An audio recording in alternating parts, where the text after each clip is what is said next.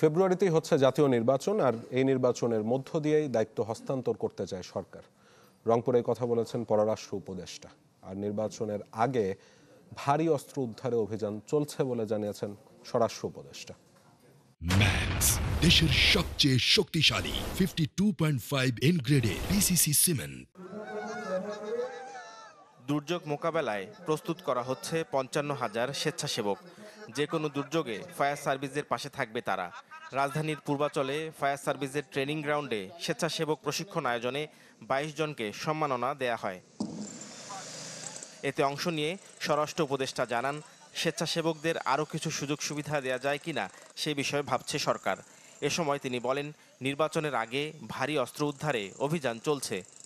এখানে সরকারের কোনো ব্যর্থতা নাই, উদ্ধার হচ্ছে এবং উদ্ধার হতে থাকবে। ভারী অস্ত্র এরকম কোনো বাহিনী নাই। এদিকে রংপুরের পররাষ্ট্র উপদেষ্টা জানান, ফেব্রুয়ারিতেই নির্বাচনের মধ্য দিয়ে দায়িত্ব হস্তান্তর করা হবে।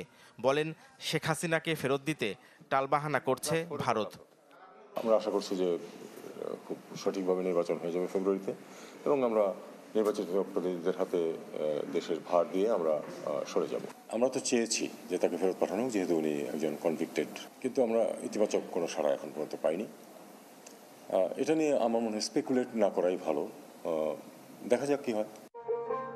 আর মাগুরায় এক অনুষ্ঠানে জুলাই হত্যাযজ্ঞে শেখ হাসিনা সহ সাজাপ্রাপ্তদের দেশে ফিরিয়ে এনে দ্রুত রায় কার্যকরের কথা বলেন প্রধান উপদেষ্টার প্রেস সচিব।